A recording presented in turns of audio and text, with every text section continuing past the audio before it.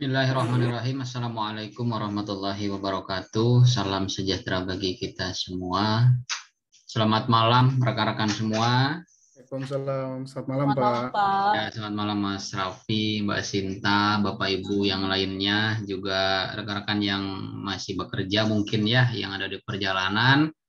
Alhamdulillah kita bisa bertemu lagi di perkuliahan pekan ke-11 ya. Setelah kita melewati masa ujian tengah semester, kita baru bisa bertemu lagi gitu ya, karena kemarin terhalang oleh beberapa kendala ya. Ada hari libur nasional, tanggal merah gitu ya. Kemudian di pertemuan ke-9 juga masih dalam masa UTS perpanjangannya ya. Mungkin sudah bisa melihat nilainya masing-masing ya. Sebetulnya saya melihat kebanyakan rekan-rekan ini di dalam memahami materi digital marketing communication ini belum semuanya paham nampaknya ya, terlihat dari tugas 1 dan UTS gitu kan. Ada yang sudah paham, bisa mengikuti gitu ya, bisa mengikuti arahnya, ada yang memang masih kebingungan ya di dalam menentukan mana sih yang disebut dengan bauran pemasaran gitu ya, atau konsep 4P itu tadi seperti apa gitu. Redaksional dan analisanya juga seperti apa yang disebut dengan bauran promosi ya, atau disebut dengan promosi mix promotion gitu. Menjelaskan tentang direct marketing tetapi penjelasannya berbeda gitu ya. Judulnya direct marketing tetapi isinya kok malah sales marketing gitu. Jadi kalau saya sendiri gitu ya, melihat video yang disajikan oleh Pak Anggoro gitu ya, itu setidaknya saya bisa menangkap gitu ya. Artinya ada komparasi, ada perbandingan materi yang ada di dalam PowerPoint gitu ya, secara tekstual, juga ada uraian-uraiannya gitu secara lisan ya, yang ada di dalam taping video gitu. Dan adanya Vicon itu sendiri menjadi suatu pelengkap sebetulnya ya. Jadi cobalah gunakan waktu Vicon ini untuk bertanya dari apa yang belum dipahami gitu ya. Atau mungkin rekan-rekan jarang mungkin ya melihat, menonton video yang dari Pak Anggoro sajikan gitu. Khususnya bagi rekan-rekan yang fresh graduate ya, mungkin rekan-rekan yang masih awam gitu ya, belum mengetahui apa tentang digital marketing communication gitu. Sehingga cukup banyak ya jawaban yang tersaji dalam UTS kemarin itu memperlihatkan bahwa teman-teman itu belum paham gitu ya. Apa yang disebut dengan bauran promosi, apa yang disebut dengan bauran pemasaran gitu ya, konsep 4P ya, 7P, 10P gitu. Dan analisanya pun ya ada yang sudah bagus, ada yang masih dangkal gitu. Oke ya, jadi untuk teman-teman khususnya di tugas 1 itu semuanya saya berikan feedback, saya berikan catatan gitu ya. Khususnya untuk di tugas 1 di UTS juga ada beberapa yang sekiranya itu sangat kurang sekali gitu ya, untuk bisa diperbaiki lagi. Ya, kita lanjutkan saja elaborasi materi kita ya. Otomatis ada 3 pertemuan ya, tetapi kita sederhanakan saja. Intisarinya kita pahami saja malam hari ini. Pertemuan ke-9, ke-10, dan 11. Pertemuan ke-9 dulu kita berbicara atau membahas tentang e-marketing ya, dan juga social media marketing. Pertemuan 10 kita berbicara tentang siklus hidup produk ya, atau product life cycle ya, PLC. Kemudian sekarang pertemuan ke-11 kita akan berbicara tentang niche market dan blue ocean strategi gitu ya. Oke, kalau kita berbicara tentang e-marketing ya, otomatis juga akan bersinggungan dengan social media marketing tentu ya. Jadi pertemuan ke-9 sebetulnya mereminder kita dari pertemuan awal gitu ya, sebelum perkuliahan dimulai gitu ya, atau pertemuan awal pertemuan 1 dan 2 gitu ya. agar kita kembali mengingat bahwa sekarang strategi yang digunakan rata-rata sudah meninggalkan konsep dan pola-pola yang lama, tetapi sudah menuju atau mengimplementasikan mengaplikasikan kecanggihan-kecanggihan teknologi seperti fitur-fitur di dalam media sosial. Ya tentunya media sosial itu sendiri ya berkaitan langsung dengan e-marketing gitu. Kita ulas sebentar ya.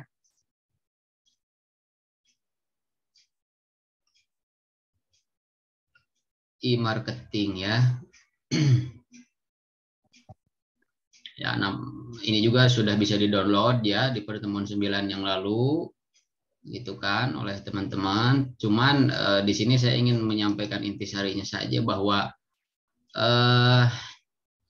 ada beberapa istilah penggunaan media ya yang itu sifatnya interaktif. Jadi kelebihan dan keunggulan e-marketing itu adalah memberikan suatu informasi ya yang sifatnya adalah penawaran atau sifatnya juga persuasi, ajakan gitu ya.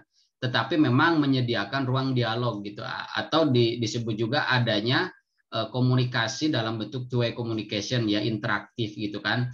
Baik di dalam bentuk direct marketing gitu ya, kita disuguhi informasi melalui email, melalui pesan dalam WhatsApp gitu kan, atau sales promotion gitu ya. Sekarang tidak hanya bisa tatap muka secara real time gitu kan, tetapi bisa termediasi juga oleh media ya. Apakah itu Zoom, apakah itu video call atau dan lain sebagainya gitu ya. Tetapi dalam konteks mengaplikasikan bauran promosi itu tadi semuanya bisa menggunakan media gitu ya. Nah, penggunaan media-media itu tadi ada yang disebut dengan inbound media gitu ya, ada yang juga disebut dengan outbound gitu. Nah, perbedaannya adalah inbound ini identiknya media yang digunakan untuk memberikan ruang atau memberikan kesempatan kepada audiens atau pembaca untuk memberikan kesempatan untuk terjadinya interaksi gitu. Biasanya penggunaan ini ditujukan pada gaya komunikasi yang sifatnya soft sell gitu ya. Jadi soft sell biasanya dalam bentuk apakah itu brosur digital ataukah itu pamflet digital gitu ya, leaflet digital dan lain sebagainya. Nanti kita akan bahas di mata kuliah copywriting ya, bagaimana kita menciptakan, menyusun ya, membuat sebuah tema, menyusun sebuah desain gitu ya, merangkai sebuah kata dan kalimat sehingga uraian-uraian yang kita sajikan dalam bentuk leaflet, sehingga uraian-uraian yang kita sajikan dalam bentuk brosur itu menggiring aspek kognitif, afektif sampai pada aspek psikomotorik konsumen gitu ya. Ya kalau kita analisa kemarin saat tugas 1 atau UTS gitu ya, kita analisanya melalui apa? Melalui konsep, ada konsep AIDA ya, atau ada konsep AIDMA atau AISAS gitu. Kita menggiring mana yang menjadikan pesan di dalam karya copywriting kita gitu ya. Ini yang menjadikan attention-nya, kemudian desire-nya mana sehingga kita mengarahkan pembaca atau calon konsumen untuk melakukan transaksi jual beli gitu. Apakah diarahkannya ke dalam bentuk email gitu ya yang menghubungkan antara penjual dengan pembeli atau mengarahkannya pada bentuk website ya yang itu terhubung juga dengan website dengan sosial media kita sebagai produsen gitu ya dan lain sebagainya. Atau bisa juga menggunakan pendekatan-pendekatan yang yang berbayar gitu ya, ada SEM gitu ya untuk meningkatkan traffic juga sehingga orang-orang mencari kata kuncinya bisa dengan mudah di Google pencarian gitu, di mesin pencarian Google gitu kan. Ada yang disebut dengan SEM ya, beberapa pertemuan yang lalu sudah kita bahas juga itu search engine marketing gitu ya, berbayar gitu. Ada juga SEO yang tanpa berbayar.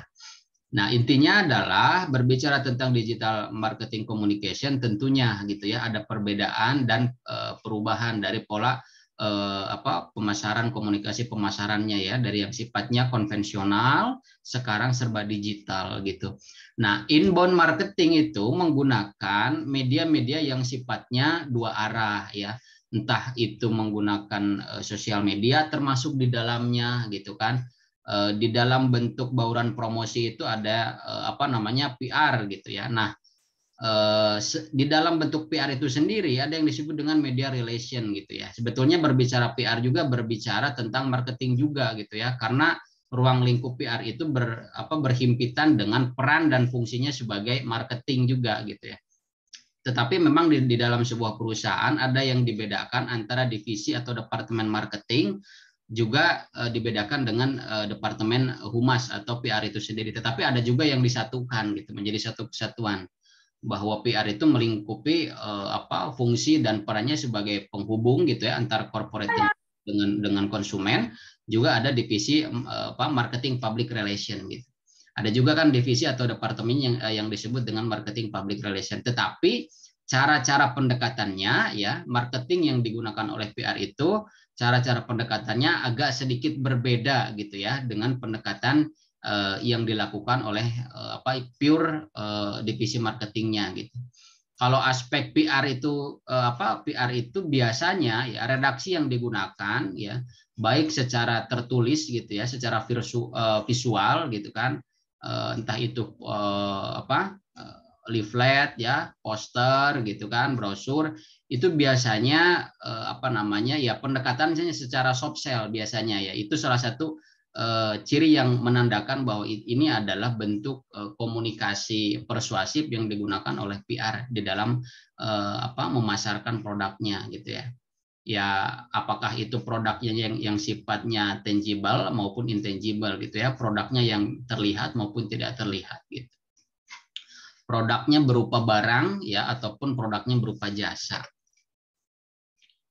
Ya, kemudian berbicara juga tentang sosial media marketing sangat bervariatif ya, tergantung dari segmentasi yang kita arah ya. Jadi teman-teman juga harus menghafal di luar kepala ya tentang rumus STP ya, segmentasi ya atau segmenting ya, segmennya siapa. Karena ini juga akan kita teruskan lebih dalam ke dalam pembahasan niche market ya di pertemuan ke-11 kita malam hari ini. Jadi ketika kita berusaha ingin menciptakan sebuah usaha gitu ya, maka hal yang pertama kali harus kita pikirkan, yang harus kita persiapkan adalah bukan menciptakan produknya terlebih dahulu, tetapi mencari pasarnya ada atau tidak gitu ya. Nah, kemudian lebih dispesifikan lagi gitu kan, berdasarkan usia, berdasarkan pendapatan gitu ya, berdasarkan aspek psikografisnya ya, psikologinya juga, apakah memang orang-orang yang kita arah ini memiliki kecenderungan gaya hidup yang sesuai dengan produk yang kita tawarkan atau tidak gitu ya. Bahkan sampai analisa berapa income per bulannya gitu ya. Apakah kita menargetkan orang-orang seperti itu masuk tidak gitu ya dengan perencanaan atau analisa kita. Jangan sampai kita jualan baju gitu ya, jualan baju misalkan 400 500 tapi yang disasar itu adalah anak-anak kecil gitu ya. Gitu. Misalkan ya baju itu sendiri banyak ya. Kalau contohnya sekarang kan aplikasi atau permainan ya, game ya, ada PUBG, ada Mobile Legend gitu kan.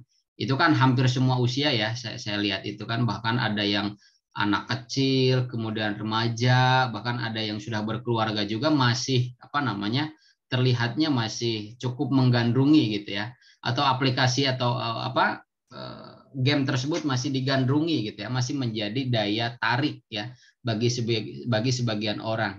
Kemudian ada yang melihat bahwa apa sih yang bisa menggiring ya konsumen untuk membeli sebuah produk yang ada ciri khas dari Mobile Legends tersebut ya. Entah itu topi, entah itu baju, kaos dan lain sebagainya gitu. Tetapi setelah dianalisa, setelah dilihat kok kebanyakan yang menggunakan atau bermain Mobile Legends itu adalah anak kecil gitu ya, sehingga mereka tidak memiliki kapasitas, tidak memiliki kemampuan untuk membeli produk yang kita tawarkan gitu. Karena ya mau dari mana gitu ya, untuk beli pulsa saja masih minta ke orang tua gitu ya. Jadi kita harus menganalisa juga apakah konsumen yang kita sasar ini mampu menentukan keputusannya sendiri atau tidak gitu. Di dalam mengambil keputusan apakah dirinya akan melakukan transaksi jual beli atau tidak gitu ya, apakah akan mengambil keputusan pembelian terhadap produk atau jasa yang kita tawarkan atau tidak gitu. Nah itu pun dilihat juga dari segi geografis, dari segi psikografis gitu, pendekatannya seperti apa, apakah dilakukan onsite gitu ya, secara langsung, secara mendadak, maka bisa saja pendekatannya dilakukan dengan hard sell gitu ya, membujuk orang-orang untuk segera melakukan pembelian tanpa tanpa berpikir panjang gitu ya. Gitu. Jadi melalui momentum lah ya kan. Misalkan ada momentum nanti tahun baru gitu ya, 1 jam lagi menjelang pergantian tahun baru, diskon berapa persen gitu ya, lewat dari itu diskon habis gitu. Nah itu sifatnya dari pendekatan yang redaksionalnya bersifat hard sell gitu ya, segera beli gitu ya, dapatkan gitu, miliki. Nah itu kan bentuk redaksi dari hard sell gitu. Ya, kemudian dilihat juga dari STP tadi ya, ada segmentasi, ada target, ada positioning gitu ya. Kalau kita melihat pada fenomena-fenomena di dalam media sosial, mungkin agak banyak juga ya tokoh atau artis yang melakukan endorse gitu ya. Apakah memang dari endorse itu justru membangkitkan gairah kita sebagai orang yang melihatnya itu memiliki ketertarikannya dari apa? Apakah memang dari produknya gitu ya? Atau justru timbulnya trust ya, adanya kepercayaan karena figur atau tokoh yang mempromosikannya gitu ya. Ya kalau kita lihat misalkan barang yang dia pakai, barang yang dia tawarkan itu adalah barang pada umumnya gitu.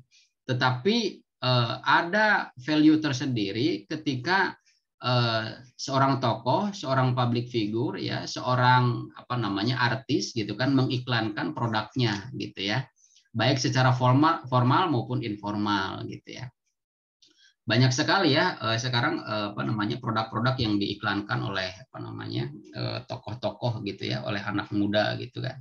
Seperti teman-teman kalau saya melihatnya itu ya, mungkin banyak ya gitu, seperti ada Fadil Jaidi ya, teman-teman kalau melihat gitu kan, itu apakah menjadi konten tersendiri gitu ya, konten untuk di dalam akun TikTok-nya gitu, atau memang salah satu kegiatan endorse-nya seperti itu gitu ya, dibalut dengan nuansa komedi gitu ya, sehingga hal tersebut menjadikan timbulnya suatu attention, perhatian gitu ya. Ya kalau kita melihat bahwa apa yang diendorsekan oleh dirinya itu mencakup semua produk gitu ya, semua produk baik itu produk perempuan maupun produk laki-laki gitu. Nah berarti ya secara sederhana kita bisa mengambil kesimpulan awal gitu ya, bahwa pemasaran saat ini gitu ya, yang ada di dalam dimensi virtual itu besar dipengaruhi juga ya, besar dipengaruhi juga ya oleh siapa yang mempromosikannya gitu. Oleh icon siapa yang menjadi menjadi alat ya, menjadi tools gitu untuk menyampaikan informasi akan suatu brand gitu, akan suatu produk gitu ya. Sehingga memang bukan lagi pada pemenuhan keinginan atau pemenuhan pemenuhan kebutuhan gitu ya. Tetapi di sana ada unsur entertain juga gitu ya. Jadi seberapa efektifkah gitu ya konten-konten yang dimuat ya, diproduksi di dalam dimensi virtual itu dapat masuk ke dalam aspek afektif gitu. Kalau kita yang melihatnya saja terhibur gitu ya, kita yang melihatnya saja menarik, tertarik gitu ya. Nah, di sanalah adanya keinginan gitu ya. Di sana adalah timbulnya desire ya. Adanya hasrat, belilah gitu. Bener nggak sih, murah, bener nggak sih gitu ya. Terlebih produk tersebut memang digunakan oleh tokoh yang yang mempromosikan produk tersebut gitu ya. Sangat banyak sekali. Jadi sekarang kita melihat tokoh-tokoh anak muda ya, artis-artis muda itu mempromosikan suatu barang gitu ya, suatu produk. Nah, jadi seperti itu ya. Jadi adanya pergeseran juga perkembangan gitu ya. Pada bagaimana kita mengatur ya, menciptakan suatu strategi marketing berdasarkan halayaknya gitu ya. Dari yang dulunya sifatnya pemenuhan keinginan dan kebutuhan, tetapi sekarang disasarnya itu adalah kebutuhan psikologisnya gitu ya. Jadi apakah anak muda tersebut gitu ya, kalangan remaja lah katakan, pelajar dan mahasiswa yang disasarnya, kemudian disajikan dengan konten-konten yang itu relate gitu ya, relate dengan keinginan dan juga relate dengan apa yang mereka alami saat ini gitu. Kadangkala mereka membeli barang juga tanpa adanya unsur kepentingan atau kebutuhan yang dirasakan gitu. Tetapi karena ada konten itu tadi ya. Nah, berbicara tentang konten gitu kan, itu bentuknya adalah audiovisual gitu. Makanya sifat dari audiovisual itu sendiri ya melengkapi dari apa yang tidak dimiliki dalam bentuk audio dan visual gitu. Kalau kita berbicara tentang copywriting ya nanti di semester 3 kalau nggak salah, sebetulnya ada pertanyaan juga, Pak, apakah copywriting itu gitu ya, karya kita sebagai copywriter gitu ya, itu sifatnya memang dalam bentuk tulisan saja gitu ya. Saya katakan tidak gitu ya. Jadi copywriting itu nanti teman-teman membuat suatu skema tertentu, nanti ada template-nya juga gitu ya. Copywriting itu menciptakan, menyusun gitu ya suatu redaksi, suatu kalimat ya berdasarkan keinginan klien juga gitu ya. Apa yang ingin ditonjolkan, apa yang ingin disampaikan, value apa yang ingin diberikan gitu. Itu sebagai panduan saja. Bentuk akhirnya nanti, hasil akhirnya nanti ada dalam bentuk visual ya, dalam bentuk leaflet, brosur, ada yang dalam bentuk audio juga gitu ya. Apakah itu rekaman audio juga dalam bentuk audio visual gitu ya. Jadi hasil dari copywriting itu sendiri tidak semata-mata hasil akhirnya hanya dalam bentuk tulisan gitu. Nah, copywriting itu sebagai panduan, sebagai pedoman bagaimana kita menyusun kalimat, bagaimana kita menyusun pesan gitu ya untuk menginformasikan kepada audiens gitu.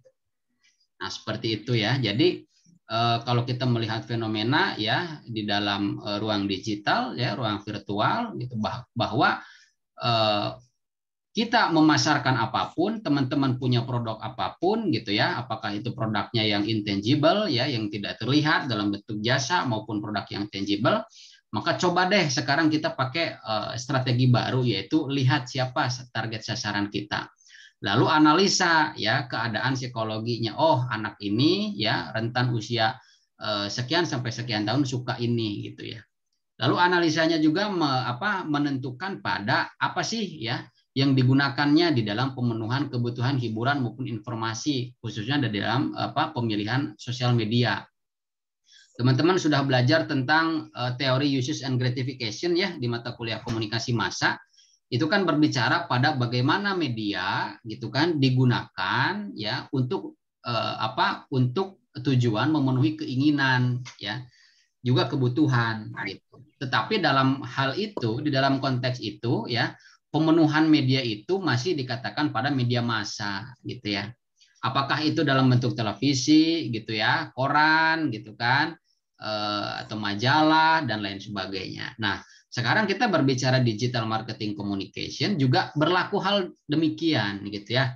Teori usage and gratification itu mengindikasikan bahwa kita menggunakan aplikasi, kita menggunakan media tertentu berdasarkan interest kita pada media itu, berdasarkan keinginan kita, juga berdasarkan pemenuhan kebutuhan kita.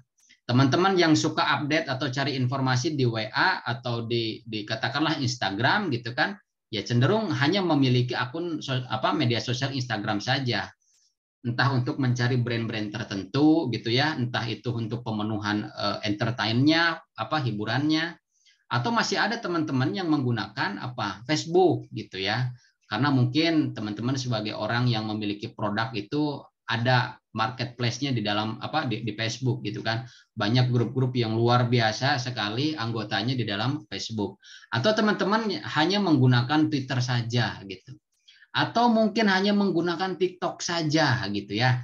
Karena kan TikTok itu sendiri kita lihat tidak hanya menjadi media media hiburan saja, tetapi di sana bisa menjadi suatu upaya gerakan gitu ya untuk mempersuasi orang melakukan pembelian gitu ya. Adanya viral ya, adanya fenomena viral itu tadi kan bisa menaikkan ya value yang terdapat di dalam produk atau jasa yang kita tawarkan kepada orang lain atau kepada calon konsumen. Jadi intinya seperti itu ya, kita berbicara tentang e-marketing tentunya berbicara juga tentang bagaimana sih strateginya kita tawarkan di dalam bentuk digital gitu ya. Dari yang awalnya sifatnya pemenuhan atau keinginan, sekarang kita melihat apa sih yang biasanya orang lain atau orang tersebut lakukan gitu ya. Kalau misalkan kalangan usia 40 ke atas itu seperti apa gitu ya. Penggunaan medianya biasanya menggunakan media seperti apa? Biasanya mungkin buat orang-orang tua itu masih menggunakan Facebook, masih mungkin ya gitu. Tapi nanti diatur ya, didesain gitu kan, cara penyampaiannya melalui redaksi-redaksi kalimat yang soft sell gitu ya. Nanti kita akan pelajari di copywriting gitu. Nah, juga berbicara tentang media sosial, maka tidak hanya sifatnya hanya hiburan semata gitu ya. Ada yang disebut dengan apa ya, antara hiburan dengan informasi dan teknik persuasi itu tadi menjadi satu kesatuan. Jadi berbicara tentang media sosial sangat kompleks dan sangat menarik sebetulnya ya. Itu intinya ya, materi yang sudah saya share, juga penjelasan ya, mungkin lebih lengkap oleh Pak Anggoro juga. Nanti kalau ada yang tidak jelas atau ingin ditanyakan silahkan ya. Ini materi di pertemuan ke-9. Kemudian ya kita akan membahas tentang produk life cycle ya, ada siklus hidup produk. Sebagaimana manusia, bahwa produk pun memiliki siklus hidup ya. Kenapa sih produk itu memiliki siklus hidup gitu ya? Karena memang ada masanya gitu.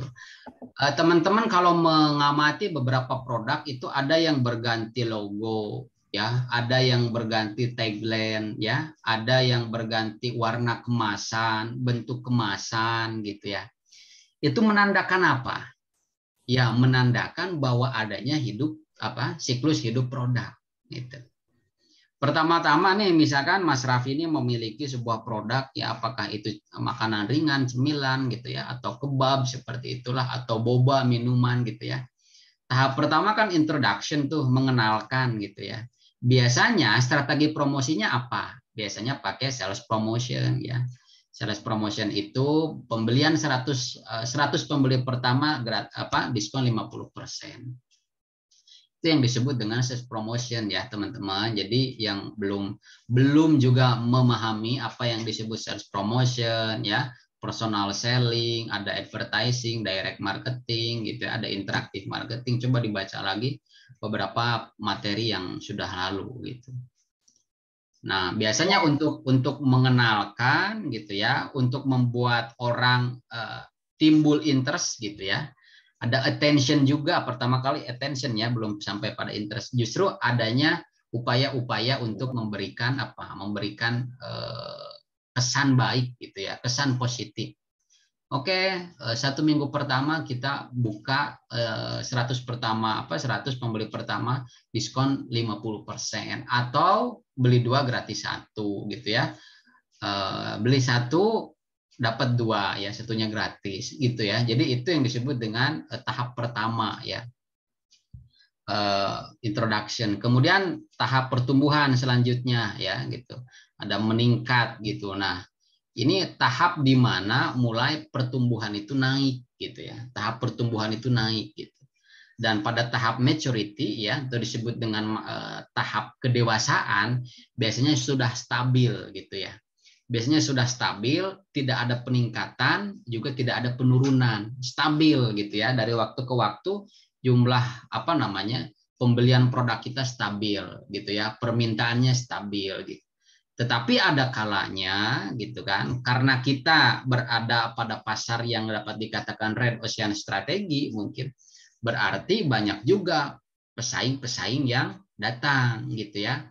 Atau bisa juga kita lihat dari kejenuhan konsumen gitu. Ada kejenuhan konsumen, jenuh dari varian rasa gitu ya, kalau berbicara tentang makanan atau minuman, jenuh dari bentuk kemasannya, jenuh dari harganya, segala sesuatu pun mungkin ya, jenuh dari harganya itu mungkin juga, sampai pada tahap bahwa produk itu mengalami fase decline gitu ya, kemunduran gitu. Nah, kalau boleh saya share juga ya, ini sama ya materi saya di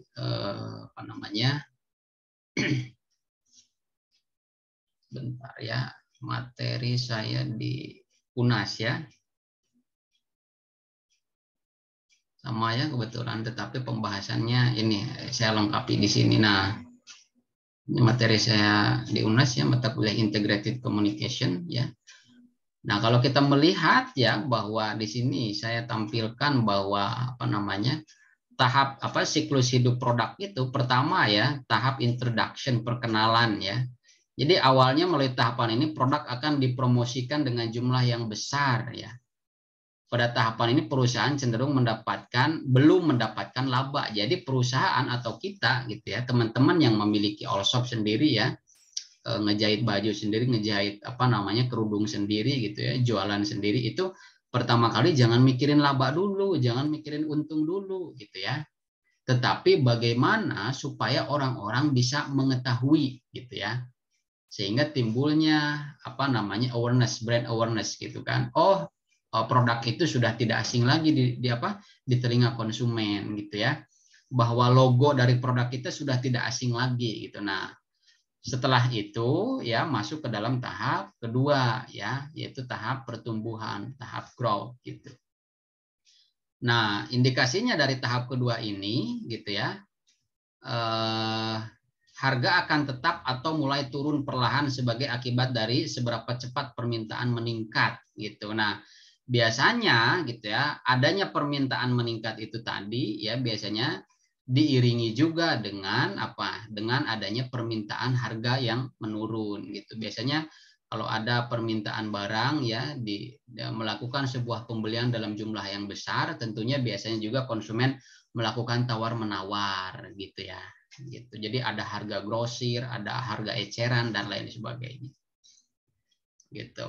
Seiring dengan meningkatnya penjualan, maka pangsa pasar juga meningkat dengan cepat sehingga untuk dapat mempertahankan pangsa pasar yang dimiliki perlu membuat strategi-strategi baru. Karena brand yang kita kenalkan itu sudah dikenal oleh beberapa pasar atau pangsa pasar tertentu gitu ya. Maka kecenderungan permintaannya pun akan naik gitu ya.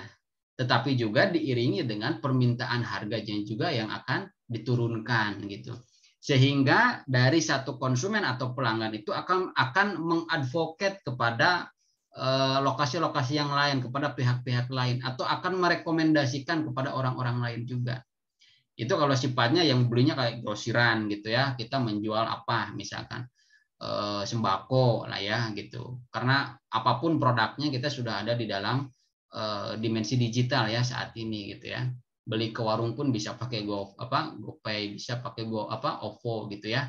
Belinya barangnya langsung tapi pembayarannya kan nggak terlihat ya pakai uang digital gitu. Nah, itu ya, itu yang disebut dengan produk siklus hidup yang kedua. Jadi setelah dikenal maka adanya permintaan dalam bentuk permintaan produk gitu ya, otomatis daya belinya juga dan daya jualnya juga meningkat gitu. Nah, setelah itu kita masuk pada tahap ketiga itu maturity ya. Maturity itu tahap kedewasaan. Nah, ditandai oleh 3 fase ya pertumbuhan. Saat ini penjualan mulai melambat dan tidak ada penambahan. Nah, biasanya di tahap ketiga ini tidak terjadi penambahan pembelian secara signifikan. Ya, yang ada juga sifatnya stagnan gitu ya. Jadi tidak ada penambahan juga tidak ada penurunan gitu. Ataupun ada penambahan dan penurunan itu sifatnya tidak signifikan, hanya beberapa persen saja gitu. Kemudian stabil ya, mulai stabil, tidak ada perubahan angka yang signifikan juga dan kecenderungannya menurun. Kenapa hal ini terjadi? Pertama, bahwa konsumen kita itu adalah manusia gitu ya. Manusia pada dasarnya memiliki sifat dinamis gitu ya, selalu ingin mencoba dan selalu ingin mendapatkan keuntungan. Hadirnya pesaing-pesaing kita gitu kan, baik itu yang yang dari dalam maupun dari luar negeri, itu memberikan sebuah pilihan ya yang menyasar baik di dalam aspek kognitif. Orang akan berpikir untuk mencari keuntungan, lebih murah yang mana, lebih bagus yang mana, lebih awet yang mana gitu ya. Juga dari aspek afektif gitu ya. Lebih praktis yang mana belanjanya, ke sini apa ke sini gitu ya. Kemudian juga aspek afektifnya juga bisa dilihat dari packagingnya gitu ya, dari harganya juga gitu ya, dan lain sebagainya. Jadi kalau kita berbicara tentang apa namanya persaingan, terutama di dalam ruang lingkup Red Ocean Strategi, artinya kita berada pada satu pasar yang sama gitu. Teman-teman, kalau kita melihat ya kampus gitu ya, universitas sebelum adanya pandemi COVID-19, mungkin sampai saat ini ya, mungkin analisa saya itu proses pendidikannya masih sifatnya konvensional gitu ya. Adapun nanti kampus baru dan lain sebagainya, mungkin belum melihat pada bagaimana pola pembelajaran jarak jauh itu sendiri gitu ya.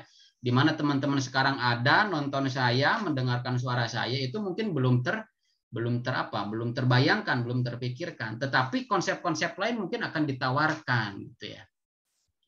Apakah itu dengan ya konsep-konsep lain lah ya gitu. Nah, tetapi seperti Universitas Siber Asia mungkin ya gitu. Ataupun mungkin juga seperti universitas terbuka ya yang lebih dulu gitu kan dari Unsia. Itu menawarkan pola atau konsep pembelajaran jarak jauh gitu ya. Atau PJJ gitu kan. Nah, sehingga kita sekarang bermain pada wilayah Blue Ocean Strategy gitu. Tetapi juga seberapa besar ya kemungkinan pesaing-pesaing kita akan masuk ke dalam ruang yang sama, itu menandakan bahwa wilayah Blue Ocean Strategi yang kita bangun itu belum membuat aman ya, belum membuat produk atau jasa yang kita tawarkan masih aman gitu. Karena kan sekarang kita bisa melihat beberapa kampus lain juga hadir gitu ya dengan konsep PJJ juga gitu kan. Meskipun konsep PJJ itu diprakarsai pertama kali oleh Unsia, tetapi bisa saja kampus-kampus lain melihat kemudian mengadopsi ya, lalu melakukan perbaikan gitu kan. Mie goreng. Gue beli aja mie goreng, Man. Iya, Mbak Siti, saya titip mie goreng 1 ya. Oke, saya lanjutkan ya. Nah, ini yang ada pada tahap ketiga ya, maturity atau kedewasaan gitu. Jadi adanya sebuah sebuah produk itu ya, sebuah logo sebuah ya produk ya, itu akan mengalami siklus hidup yang seperti ini. Kalau teman-teman lihat dan analisa ya, kenapa Facebook ya, kemudian Instagram gitu ya, itu diganti atau mengalami sebuah metamorfosis gitu ya, dari yang tadinya seperti apa lambangnya kemudian sekarang berganti nama dan lambang yang baru menjadi Meta gitu ya. Apakah itu dapat dianalisa dengan menggunakan konsep siklus hidup produk? Bisa saja gitu ya. Karena apa? Karena untuk menciptakan kesan baru, nuansa baru gitu ya, atau inovasi-inovasi baru ya, menu-menu baru gitu ya, mungkin di dalam aplikasi IG, Twitter gitu ya, aplikasi Facebook gitu. Itu akan remarketing dari awal lagi. Sehingga dari mana atau kemana akhirnya setelah suatu produk itu ada di tahap decline, kemerosotan, kemunduran. Wah, jangan sampai bangkrut nih misalkan. Oh, tidak seperti itu. Kalau orang yang mengerti konsepnya, mengerti ilmunya, bahwa ketika ada penurunan daya beli gitu ya, penurunan minat, buatlah remarketing yang bisa dapat diterima dengan cepat juga ya di tengah konsumen yang kita miliki saat itu. Oke, kita memiliki produk baru gitu ya, atau ada produk baru dari brand yang sama gitu ya, dengan varian rasanya lebih beragam, harganya lebih ekonomis, kemudian packagingnya lebih menarik gitu ya, dan lain sebagainya. Nah, sehingga kembali lagi dari tahap decline itu masuk ke dalam tahap pertama, introduction lagi, kenalkan lagi, kemudian nanti adanya attention, adanya interest, melakukan call to action, melakukan pembelian gitu. Jadi terus saja berputar ya, tahap introduction, tahap growth, pertumbuhan, tahap kedewasaan, tahap penurunan, sampai nanti diulang lagi untuk bisa dipasarkan kembali. Gitu. Nah, siklus hidup produk pada dasarnya seperti itu ya. Nah, tahap kemunduran di sini ya. Jadi setiap produsen harus memiliki strategi baru yang tentu wajib diberikan dalam mengembangkan produk baru yang diminati masyarakat. Oke, kita lihat di sini ya. Untuk menganalisanya ya, pada tahapan-tahapan itu tadi ada 4 ya. Ada introduction atau perkenalan, ada growth atau pertumbuhan, ada maturity atau kedewasaan, dan ada decline atau penurunan. Nah, di tahap ini, tahap awal untuk penjualan itu biasanya rendah ya, untuk menganalisanya seperti itu. Biasanya rendah. Kemudian masuk ke dalam tahap kedua, penjualan meningkat karena ya memang tadi saya katakan bahwa brand yang kita sampaikan, brand yang kita informasikan sudah sedikitnya diterima dan diketahui oleh sebagian besar calon konsumen kita. Nah, pada tahap kedewasaan puncak penjualan, di sanalah puncak penjualannya. Kemudian pada tahap penurunan penjualan pun menurun gitu ya. Maka ya biasanya gitu ya hal-hal seperti ini dapat kita analisa pada beberapa produk. Contoh makanan ya. Apakah makanan dapat dilihat dari atau dianalisa dari siklus hidup produk itu sendiri? Bisa gitu ya. Terlebih karakteristik masyarakat Indonesia itu yang mudah bosan dan selalu ingin mencoba yang baru gitu. Makanya kan tidak aneh kan kalau di bidang kuliner kita mendapatkan informasi dari media massa ya, televisi, dari media sosial, adanya inovasi-inovasi masakan baru ya, adanya bubur goreng gitu ya, adanya es krim goreng dan lain sebagainya. Sebetulnya tidak begitu spesial, tetapi apa yang membuat orang lain bertanya-tanya gitu ya, sehingga untuk memenuhi pertanyaan atau memenuhi kadar penasarannya gitu ya. Nah, jadi seperti itu ya kalau kita lihat dari aspek penjualannya. Kemudian dari biaya. Nah, di tahap awal memang kita memerlukan biaya yang cukup tinggi gitu ya. Biaya yang cukup tinggi atau memang setidaknya kita mengeluarkan biaya lah gitu. Kalau di dalam e-marketing juga bisa menggunakan SEM tadi ya, atau misalkan menggunakan media sosial ya, setidaknya kita menggunakan pulsa ya, memberi pulsa. Terlebih kita menggunakan seseorang gitu ya, menggunakan jasa endorse gitu ya. Terlebih kita menciptakan pesan dalam bentuk pesan marketing yang itu dilakukan oleh seorang copywriter, keluar biaya lagi gitu. Tapi biaya itu biasanya pada tahap kedua itu biaya rata-rata pada pertumbuhan. Biaya rata-rata itu ya memang masih ada upaya untuk memperkenalkan, mempromosikan, tetapi tidak terlalu tinggi ya, tidak setinggi di awal gitu. Nah, tahap kedewasaan biayanya rendah. Itu karena apa? Karena biasanya pada tahap kedewasaan yang ditandai dengan puncaknya pembelian, orang lain akan melakukan repeat gitu ya, melakukan pembelian ulang. Entah itu karena kepuasan dari produknya, kepuasan dari pelayanannya, kepuasan dari harganya, kepuasan dari fitur-fiturnya gitu. Dan pada tahap penurunan biaya rendah ya, rata-rata bahkan mungkin tidak memerlukan biaya ya gitu. Kemudian kita lihat dari labanya. Dari labanya pada tahap perkenalan atau introduction itu belum ada laba negatif atau 0% ya. Karena di tahap awal memang kita tidak bisa mengharapkan laba begitu banyak gitu. Seperti contoh saya memiliki usaha kecil-kecilan lah ya gitu, car wash gitu ya. Dalam 1 pekan full saya gratiskan bagi semua yang cuci di sana gitu ya. Gitu. Itu untuk apa? Untuk memberikan kesan positif bahwa ini loh ada jasa cuci mobil di sini dengan pelayanan seperti ini, kemudian konsep dan programnya seperti ini, ada kuponnya, pelayanannya seperti ini, durasi waktu yang kita berikan cukup singkat gitu ya.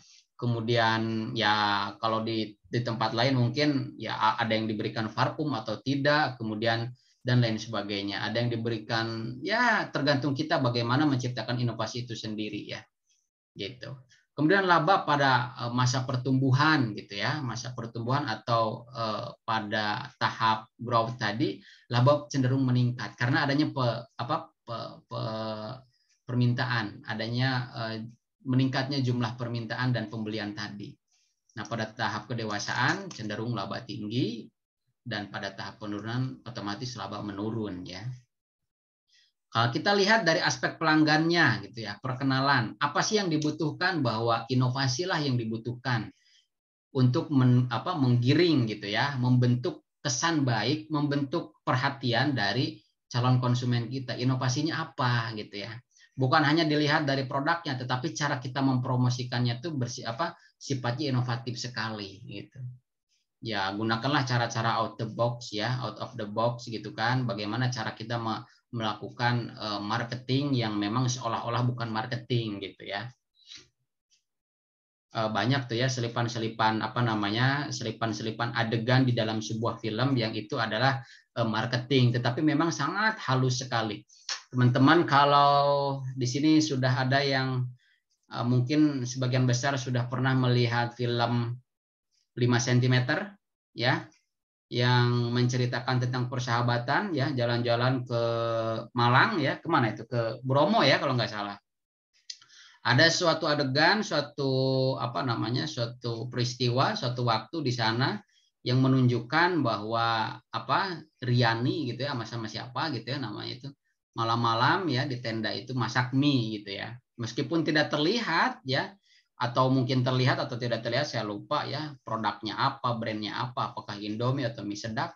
Secara halus itu kalau kita lihat itu bisa saja sebagai konten marketing di sana. Bahwa makan mie di atas gunung itu merupakan hal yang menjadi suatu keharusan mungkin ya, bahkan kenikmatan juga. Tetapi di sanalah gitu ya aspek-aspek sisipan-sisipan pesan marketingnya itu dimunculkan secara soft gitu, secara lembut gitu. Tergantung kejelian dan kepekaan kita, sejeli mana, sepeka mana kita bisa mengamati ya konten-konten marketing yang tersaji di dalam sebuah film, di dalam sebuah video, sebuah poster dan lain sebagainya, atau konten marketing yang dipidatokan di dalam acara-acara formal maupun informal. Nah, kemudian dari sisi pelanggan kita lihat pada aspek pertumbuhan atau masa growth tadi ya.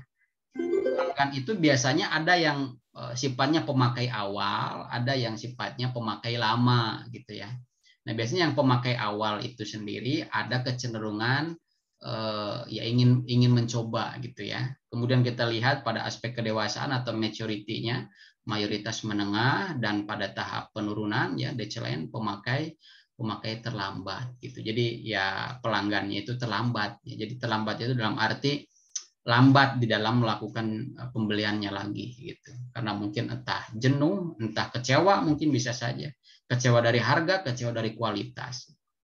Kemudian dari sisi pesaing ya, di tahap perkenalan awal itu pesaing itu relatif sedikit ya, karena memang kalau kita khususnya menciptakan produk baru, rata-rata orang belum tahu gitu kan dari produk atau jasa yang kita tawarkan.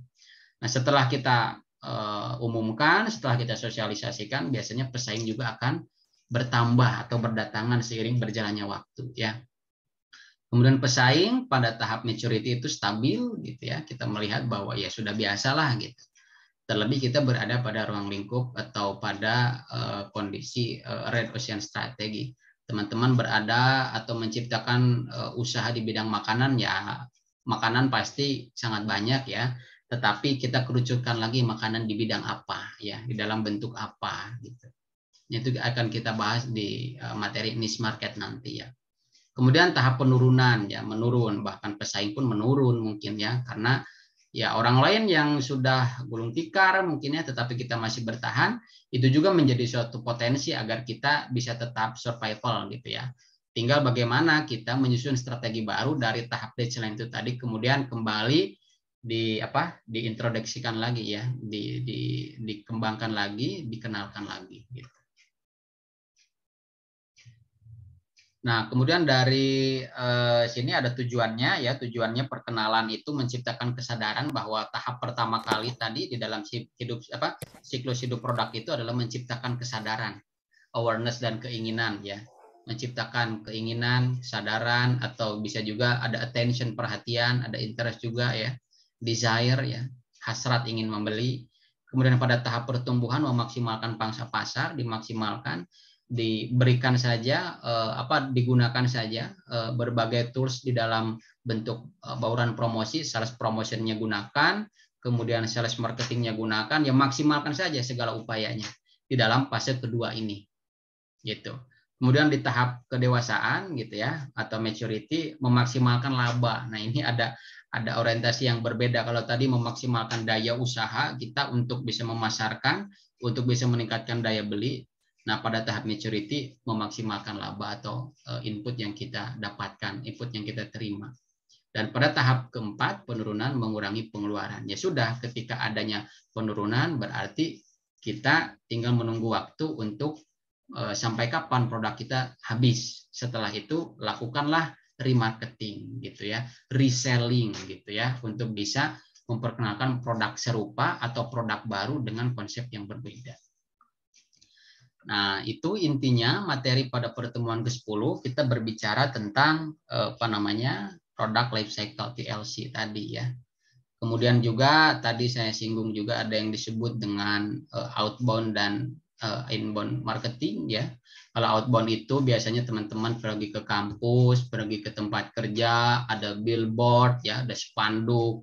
Itu memberikan informasi ya, memasarkan suatu informasi akan produk atau jasa itu sifatnya satu arah gitu. Dan itu yang disasarnya adalah orang banyak, itu tidak spesifik. Tetapi kalau di dalam inbound marketing itu sifatnya mengarah pada kalangan-kalangan tertentu sesuai analisa STP yang sudah produsen buat gitu. Dan itu selain diarahkan ke dalam calon konsumen yang lebih spesifik, itu dihadirkannya ruang dialog interaktif gitu ya. Kalau kita beli ke Shopee gitu ya, beli apalah gitu, entah makanan, entah minuman, pakaian, sepatu, itu biasanya kan kita ada kolom untuk bisa berinteraksi dengan penjual kan. Kira-kira diantarnya kapan ya? Sampai ke sini berapa hari ya? Ya Kak, gitu. Sampainya 1 minggu, sampainya berapa hari dan lain sebagainya. Intisarinya seperti itu ya. Jadi ini yang disebut dengan outbound dan inbound marketing. Ini tinggal baca saja. Kemudian materi terakhir, materi pertemuan ke-11, kita akan berbicara tentang niche market.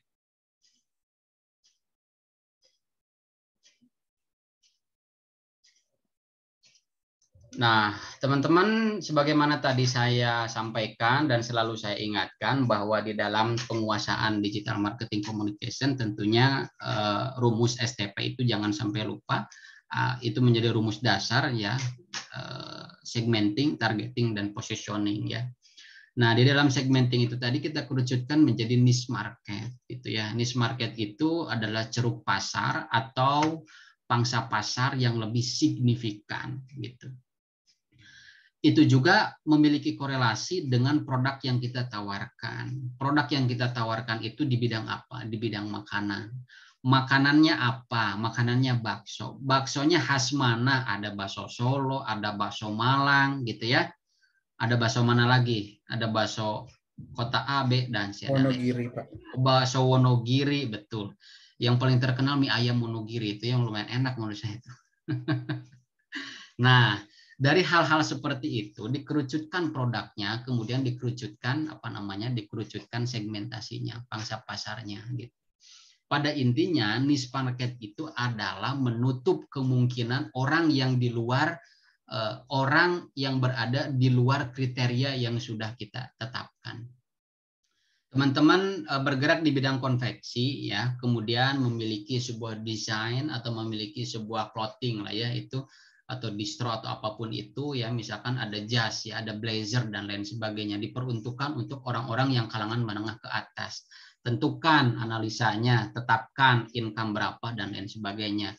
Kemudian dari aspek pekerjaan siapa saja yang berpotensi. Pertama, misalkan dosen ya berpotensi. Kedua, kalangan pejabat. Ketiga, siapapun itu, misalkan pengusaha dan lain sebagainya. Sehingga orang-orang yang di luar dari kriteria itu tidak kita lihat gitu. Dan penggunaan medianya pun akan berbeda. Teman-teman kalau menggunakan media sosial atau website itu sendiri kan pastinya harus disesuaikan dengan niche market kita. Kalau kalangan atas itu biasanya tampilan website kita atau konten-konten yang ada di dalam media sosial kita itu cenderung elegan, simple, mewah gitu kan. Teman-teman lihat cara bagaimana Apple mempromosikan produknya. Simple, elegan, mewah, kata-katanya sedikit dan lain sebagainya, tetapi terkandung makna filosofis yang sangat dalam. Mana mungkin orang yang, ya mohon maaf ya, kalau kita analisa dari pendapatan atau income setiap bulannya, orang yang di bawah UMR, misalkan di bawah UMR Jakarta itu mungkin tidak akan kepikiran untuk memberi atau memperhatikan produk dari Apple atau dari barang-barang mewah yang memiliki harga yang cukup fantastis lah gitu.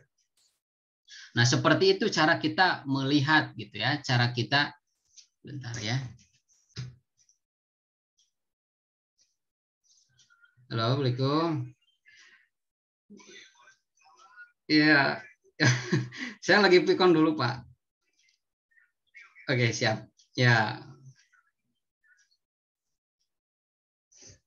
mohon maaf ya. Kita lanjutkan ya, bahwa niche market itu menutup peluang atau sebetulnya dikatakan menutup peluang, juga menutup peluang dari konsumen yang tidak sesuai kriteria, juga menutup peluang dari hadirnya pesaing gitu. Nah, niche market itu sejauh mana bisa kita tembus gitu ya, sejauh mana bisa kita sasar kalangan tertentu oleh produk kita, itu sebetulnya memiliki relevansi yang sangat erat dengan strategi Blue Ocean strategi gitu ya. Ini langsung saja ke sini, nanti pembahasannya bisa beriringan ya. Nah, visualnya seperti ini. Jadi teman-teman, kalau misalkan kita melihat pada pasar yang sudah ada, tentunya teman-teman dihadapkan pada kemungkinan-kemungkinan ya ini pesaingnya sudah ada, gitu kan? Otomatis pangsa pasarnya sudah ada. Tetapi kalau kita memilih Blue Ocean strategi, kita memilih dan menciptakan produk baru, memilih dan menciptakan pangsa pasar baru. Pangsa pasarnya memang belum ada, juga pesaingnya juga belum ada. Gitu. Nah, di sini tergantung seperti apa daya inovasi kita gitu ya, ide-ide kita yang bisa kita salurkan. Misalkan ya yang saya ingat aja Mbak Sinta itu bekerja sebagai apa ya? Ada translator hewan gitulah ya, seingat saya. Apakah memang pekerjaan Mbak Sinta itu sudah banyak di Indonesia gitu ya? Atau memang kalau kita lihat di luar negeri itu sudah banyak Pak gitu, tapi di Indonesia sendiri belum ada. Nah, kalau belum ada ya, belum ada hal yang serupa, tetapi memang misalkan baru Mbak Sinta saja di Indonesia, di Jakarta, dan memang sudah memiliki pelanggan, nah itu masuk ke dalam Blue Ocean strategi. Kita mengerucutkan gitu ya, mengerucutkan pada siapa saja sih yang memerlukan atau menginginkan jasa yang saya berikan gitu ya. Kemudian siapa saja sih yang bisa memberikan pelayanan seperti saya gitu. Jadi kita harus melihatnya dari dua aspek yang berbeda, seperti dua sisi mata koin gitu ya. Kita lihatnya dari dari peluang pasarnya, peluang konsumennya. Kemudian kita lihat juga dari peluang pesaingnya gitu. Jadi semakin kecil orang yang bisa melakukan apa yang saya lakukan, apa yang kita lakukan, ya semakin bagus gitu. Terlebih kita bisa menciptakan pangsa pasar tersendiri. Teman-teman, misalkan kalau kita berbicara makanan lagi lah ya gitu, karena kan makanan menjadi suatu kebutuhan primer katakanlah ya. Makanan itu ada makanan berat, makanan ringan. Teman-teman misalkan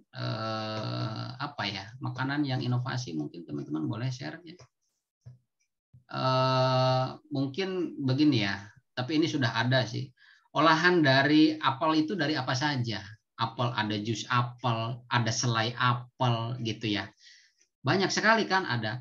Nah, sementara kita memiliki ide, misalkan ini menjadi ide brilian kita, ide awal kita untuk membuat suatu karya makanan yang sifatnya sangat inovatif sekali, itu disebut dengan keripik apel, meskipun sudah ada ya keripik apel dari Malang. Nah, itu adalah salah satu potensi yang bisa kita masukkan ke dalam ruang lingkup Blue Ocean strategi. Karena pangsa pasarnya belum ada, produknya juga belum ada, baru kita yang menciptakan. Tetapi belum hanya sampai di sana, orang lain juga kok bisa nanti menciptakan membuat keripik apel juga gitu. Nah, sebaiknya kita melihat pada Blue Ocean strategi itu, semakin sempitnya produk yang bisa kita ciptakan, juga semakin sempitnya orang yang bisa melakukan apa yang kita lakukan. Contohnya kalau di sini Antimo ya, kalau di sini ya. Orang lain juga bisa membuat membuat produk yang sama gitu ya dengan produk ini gitu. Apakah sekarang ada produk yang bisa menandingi Antimo gitu ya sebagai bekal perjalanan kita, bekal perjalanan anak gitu ya. Di saat melakukan perjalanan jarak jauh khususnya pakai mobil gitu ya supaya tidak mabok gitu, pakai pesawat, pakai kapal gitu. Mungkin analisa sederhana di sini bahwa belum ada gitu ya yang bisa menyaingi Antimo gitu ya sebagai suatu produk yang itu menjadi bekal ketika melakukan perjalanan. Tetapi juga masih ada kelemahan karena beberapa produsen juga masih bisa menciptakan produk serupa gitu. Ya. Jadi seperti itu ya ketika kita melihat suatu suatu ceruk pasar. Jadi pangsa pasar yang kita kerucutkan sedemikian rupa itu harus juga dianalisa sedalam mungkin. Artinya bukan hanya melihat pada konsumen yang belum ada, produk yang belum ada, tetapi bagaimana sih pesaingnya nanti akan ada atau tidak. Meskipun akan ada, tetapi ya khususnya kita bisa menanamkan ya apa yang disebut dengan unique selling proposition di dalam produk kita gitu ya. Ada value, ada keunikan yang itu tidak akan pernah ada di dalam di dalam produk lain, yang itu tidak akan pernah ada di dalam jasa orang lain. Kalau kita bisa melihat ada nggak yang menyaingi Starbucks sekarang? Mungkin produk-produk saingannya banyak ya, ada kopi kenangan, kopi janji jiwa dan lain sebagainya. Tapi ada nggak yang bisa menyaingi Starbucks gitu ya? Misalkan dari sisi emosionalnya, Starbucks itu sendiri sebetulnya tidak hanya menciptakan produk dari segi rasa gitu ya. Tetapi di sana ada human to human, B2B itu tadi ya. Dulu kita pernah belajar human to human, B2B, tetapi kita menjualkan emosi gitu. Ketika orang lain nongkrong di Starbucks ya, lagi ngerjain tugas, lagi bekerja gitu kan, rata-rata orang update, rata-rata orang bahkan mungkin selfie, bangga dengan produk Starbucks karena ada apa? Ada sisi elegannya, ada sisi kemewahan, ada kepuasan batin di sana yang ditawarkan gitu. Nah, itu salah satu unique selling proposition ya yang dimiliki oleh Starbucks. Meskipun pesaing-pesaingnya juga banyak gitu ya, kopi-kopi yang lain juga banyak sekarang gitu, sangat menjamur lah gitu. Nah, itu menjadi kalau kita lihat Pak, apakah Starbucks itu masih ada di dalam ruang lingkup Blue Ocean strategi gitu? Bagi saya saat ini analisa saya itu masih ada di dalam Blue Ocean strategi karena belum ada yang bisa menyainginya gitu. Belum ada, maksudnya kehadiran pesaing-pesaing baru itu tidak sedikitnya tidak tidak mengancam ya, tidak mengancam dari hadirnya Starbucks itu tadi dengan adanya kopi-kopi yang lain. Ya contoh ya, kenapa sih Starbucks itu bisa menggait aspek emosi kita gitu ya? Atau mungkin ini juga banyak diadopsi ya di beberapa coffee shop yang lain. Oke, pesan Mas Raffi, Mbak Sinta pesan, kemudian buka laptop di mejanya, atas nama Raffi, atas nama Sinta. Ketika nama kita dipanggil, ketika nama kita disapa gitu ya, ada pengakuan, ada kepuasan batin, aspek psikologi kita tersentuh di sana. Jadi memang sebaik-baik strategi komunikasi pemasaran itu tadi tidak hanya mengarah pada aspek kognitif, juga mengarah pada aspek afektif ya, perasaan gitu. Saya bangga, saya jadi menyentuh aspek personal kita, psikologi kita gitu. Yaitu banyak lah ya, ada nama yang ditulis, kemudian orang lain posting gitu ya di Insta story, di WA story gitu. Padahal secara tidak langsung dia mengadvocate produk yang dia beri, yang dia beli, yang dia gunakan gitu ya, tanpa sadar dia sudah mengadvocate, sudah mempromosikan secara tidak langsung.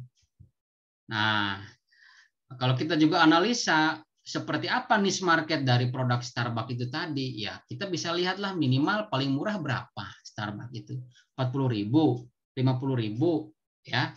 Saya udah lama nggak ke Starbucks ya, rata-rata dulu saya berapa ya, kan ada yang permainan psikologinya juga kan. Starbucks itu ada yang small, medium, ada yang large gitu ya. Kemudian dengan selisih harga yang tidak terlalu jauh, maka orang-orang secara psikologi akan lebih memilih yang medium gitu. Ada perbedaan harga, ada perbandingan seperti itu. disediakan tempat yang nyaman, wifi yang kencang gitu dan lain sebagainya. Nah, kembali lagi pada niche market. Jadi niche market itu adalah pengelompokan pangsa pasar sedetail mungkin gitu ya. Sedetail mungkin berdasarkan aspek geografis, psikografis gitu ya, demografis juga, seperti apa gaya hidupnya, seperti apa habitnya, berada di kota mana, di kalangan mana gitu ya. Gitu. Itu yang disebut dengan niche market. Kemudian berbicara tentang Blue Ocean strategi juga, marilah kita sebagai orang yang belajar komunikasi pemasaran digital mencari pangsa pasar atau menciptakan pangsa pasar gitu ya, pangsa pasar yang lebih spesifik gitu. Teman-teman punya kedai gitu ya, yaitu buat mahasiswa, tapi cobalah miliki satu produk saja yang memang tidak dimiliki oleh produsen-produsen yang lain gitu. Itu menjadi menjadi unique selling proposition juga dari produk yang kita miliki gitu. Lalu kalau misalkan kita belum bisa ya, belum mampu berada pada ruang lingkup Blue Ocean strategi, tidak apa-apa, kita masih berada di dalam ruang lingkup Red Ocean strategi. Konsekuensinya bersaingnya di ruang pasar yang sudah ada. Orang lain jual telur, kita jual telur, ada juga yang beli ke kita. Tergantung kita, telurnya telur dadar, telur orak-arik, telur ceplok, telur gulung, ya, kerak telur dan lain sebagainya gitu. Nah, tetapi bisa saja berbahan dasar telur, tetapi kok telur bisa di-jus gitu. Coba dari telur yang sifatnya amis, gurih, kok bisa telur di-jus gitu ya. Ciptakanlah, maka itu akan menjadi Blue Ocean strategi. Belum ada jus telur gitu ya. Nanti tentunya dengan strategi-strategi yang masuk akal gitu ya. Bahwa telur itu merupakan salah satu elemen dari jus itu tadi yang diambil kuning telurnya saja, kemudian dipadu-padankan dengan krim dan lain sebagainya sehingga amisnya tidak tercium gitu ya, tetapi memberikan khasiat-khasiat khusus. Kurang lebih itu saja elaborasi materi kita pada malam hari ini, bahwa belajar tentang e-marketing, tentu kita juga belajar tentang social media marketing. Ada pergeseran dan perkembangan dari tadinya sifatnya pemenuhan dan keinginan, sekarang itu lebih kepada apa sih yang orang lain pemenuhan kepuasan batin gitu ya. Orang lain terhibur ya saya belilah gitu. Orang lain terhibur suka gitu ya dengan rating, dengan jumlah like-nya juga, yaitu diselaraskan dengan segmentasi tadi dengan penggunaan media. Anak muda suka dengan TikTok, ya oke lah pakai TikTok gitu, apalagi yang SMP SMA mungkin ya gitu. Mungkin bapak-bapak ibu-ibu ada juga yang mungkin ada yang masih suka TikTok ya. Nggak tahu kalau Mas Rafi, Mbak Sinta apakah suka TikTok atau tidak, karena sampai sekarang juga saya tidak ada keinginan untuk install aplikasi TikTok di HP saya gitu ya. Pak, konten TikTok itu banyak edukasinya loh Pak, beneran. Nah, betul. Banyak info juga. Ya, ya, oke. Tapi kan dari sana, gimana? Ya, oke, nanti ya di akhir ya. Nah, setelah itu kita pada materi ke-10 ya, berbicara tentang siklus hidup produk gitu ya. Tentunya ada siklus hidup di mana produk itu tidak langgeng seutuhnya gitu ya. Ada remarketing, reselling lagi. Jadi tahap perkenalan, teman-teman mengenalkan, pakailah strategi-strategi komunikasi bauran promosinya. Kemudian dengan tahap kedua ya, pertumbuhan, tahap maturity, tahap kemunduran juga memang seperti itu gitu. Siklus hidup produk. Makanya ada rebranding gitu ya, penggunaan penggantian tagline, penggantian warna, logo dan lain sebagainya. Lalu berbicara niche market itu ceruk pasar. Jadi semakin spesifik kita mengalokasikan produk atau jasa yang kita siapkan untuk konsumen, semakin besar kemungkinan produk kita dapat diterima gitu ya, dapat diterima dan dapat diminati oleh pangsa pasar itu tadi. Tetapi juga semakin spesifik ya pesaing atau produsen serupa yang kita lakukan juga semakin membuat siklus hidup produk kita semakin lebih panjang umurnya gitu ya. Dan juga di dalam pemilihan Red Ocean strategi maupun Blue Ocean strategi, kita bisa memilih gitu, apakah kita ingin menjadi salah satu anggota dari pasar yang sudah ada, atau kita ingin menjadi inisiator untuk menciptakan pasar yang belum ada. Itu saja yang ingin saya sampaikan pada malam hari ini gitu ya. Bisa kurang dan lebihnya saya mohon maaf. Kita buka ruang diskusi atau pertanyaan ya. Silakan, ada yang ingin ditanyakan atau ingin dikonfirmasi atau ada yang memiliki pengalamannya gitu. Ya, dari Red Ocean Strategi, dari Blue Ocean Strategi gitu ya. Untuk nilai sudah aman ya, semuanya sudah saya inputkan ke dalam si akad dan juga bisa dilihat catatannya untuk tugas 1 dia dalam LMS. Gitu ya, teman-teman. Apakah ada yang ingin ditanyakan di dalam chat juga nggak apa-apa ya, di dalam langsung secara lisan boleh gitu ya. Iya, malam Pak Iksan. Ya, malam Mbak Sinta, gimana nih? Pak, bicara mengenai recycling produk, salah satu yang paling sering berganti-ganti surface atau tampilan, kemudian logo itu kan salah satunya Facebook ya Pak ya.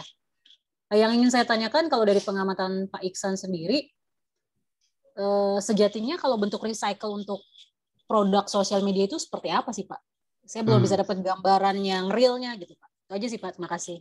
Oke, terima kasih, bagus ya. Jadi pertanyaannya juga mungkin berkaitan dengan sebetulnya hidup siklus produk itu berapa lama ya, mungkin gitu kan. Itu relate dengan pertanyaan Mbak Sinta. Oke, tampung dulu aja ya. Ada yang lain lagi pertanyaannya? Mas Fatah mungkin, siapa lagi ya yang belum pernah bertanya di sini? Ada 72 orang ya, 71 mungkin dengan saya.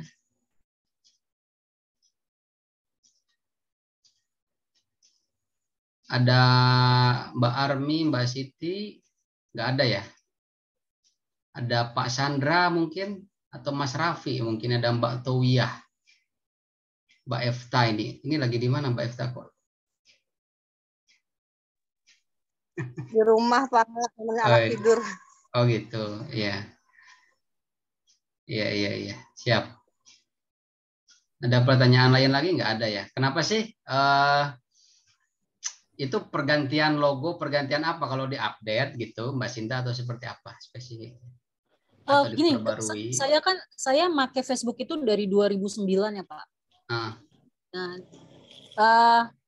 Facebook itu F-nya itu sempat berapa kali ganti logo yang saya perhatikan. Kemudian tampilannya juga itu beda banget 2009 sama sekarang. Belum lagi fitur-fiturnya itu ada yang ditambahkan, ada yang dikurangi.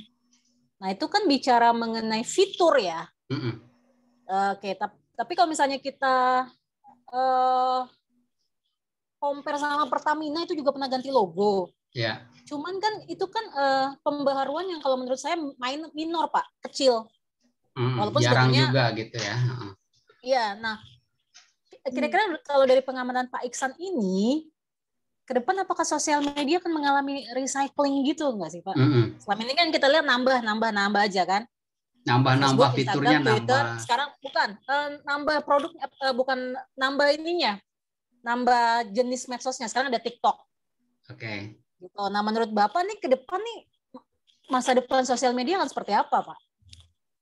Apakah mungkin suatu saat Facebook akan berakhir seperti Friendster? Friendster tuh contoh yang mungkin Pak Iksan sekarang masih kecil, Telegram kan? Masih ada ya? Telegram masih ada kan? Masih digunakan Telegram? Masih eksis, Pak. Telegram masih ada. Tapi kalau sosial media yang sudah mati itu Friendster ya. Mungkin kalau teman-teman milenial awal ada yang tahu. Pak Yudi, Pak Sandra mungkin tahu Friendster. Ya kan? Pak Iksan masih kecil mungkin waktu itu. Tapi ini kemudian ada lagi yang musik. Saya lupa sih. Itu sosmed khusus musik. Mungkin teman-teman ada yang ingat nggak? Apa ya sosmed khusus? Bukan zaman saya kali ya? Bukan SoundCloud. Ini dia MySpace. Kemudian kalau seni itu ada DeviantArt. Saya nggak tahu DeviantArt masih ada apa enggak. Cuman ya kalau dari, nah itu kan bentuk real, berarti kan sosial media bisa mati kan Pak. Nah kalau dari pengamatan Pak Iksan sendiri bentuk recyclingnya yang real itu seperti apa? Apakah cuma ganti-ganti logo atau fitur atau mungkin ada hal lain gitu loh Pak? Bagus ya, ini bisa kita diskusikan. Tetapi yang saya amati gitu ya, dari apa yang memang ini kan sifatnya itu tools ya, media sosial itu soft gitu ya, soft. Ada kalau kita berbicara tentang teknologi itu ada yang perangkat besar gitu, perangkat keras gitu kan, seperti hardware-nya dalam bentuk berbagai bentuk smartphone ya, televisi dan lain sebagainya. Dari beberapa waktu kemudian ya, ada yang dahulu itu kembali mati, kembali tidak muncul lagi gitu ya. Ataupun misalkan upaya untuk recyclingnya, remarketing, resellingnya itu tidak terjadi atau tidak berhasil.